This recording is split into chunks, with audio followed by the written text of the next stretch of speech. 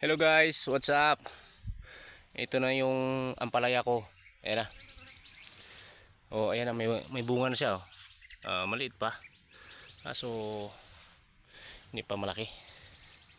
Ayan na sila oh. Ayan. Oh. So epektibo yung ginagawa kong pang-disinfect ng virus. Ayan. Ayan na, may bunga na siya oh. Ayan oh. Ayan. Oh. Oh, walang sakit. Walang spray ng insekto. Hindi ko pa ginamitan ng pang spray ng insekto to. Ayan. Ayan yung insekto. Ayan. Pisain ko lang to. Ayan. Ayan, may mga bunga na. Epektibo yung ginawa ko pang disinfect ng virus. Ayan na. Namayagpag na. Ito yung nakaraan na yung may uod. Ayan na. Nakaligtas na sa uod. Ayan, umangat na. Ayan. Ito guys, may bunga na malaki. May kasunod. Ayan, maliit. Ayan.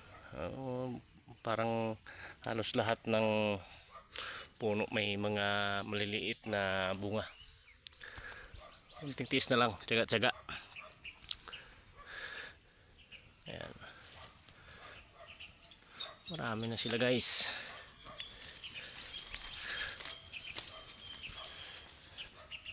Ayan yung okra. Ito yung sitaw. Ayan.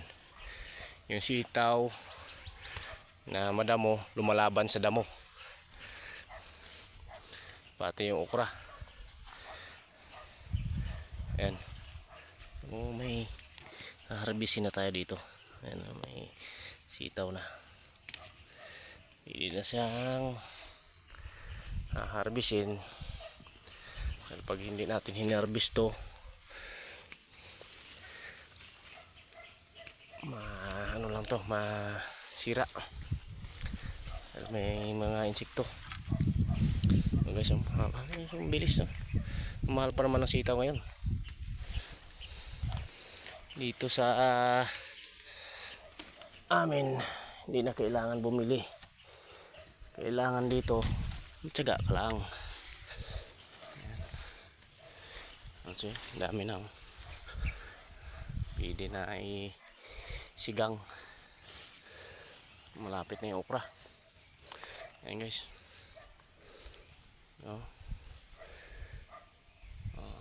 Pwede kayo magtanong sa akin kung ano yung mga ginagawa ko para maiwasan yung virus ng ampalaya. Yan. Panoorin nyo lang tong video ko at ituturo ko rin kung paano. Marami na sila. Yung palay hindi na talaga anuhan yung damo.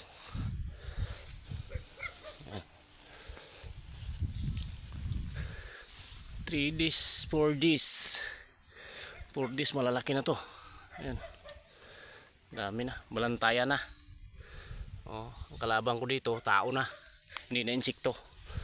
Pag may bunga na. Piste na. Piste na tao na yung kalabang ko dito. Ayan. Thank you sa panonood.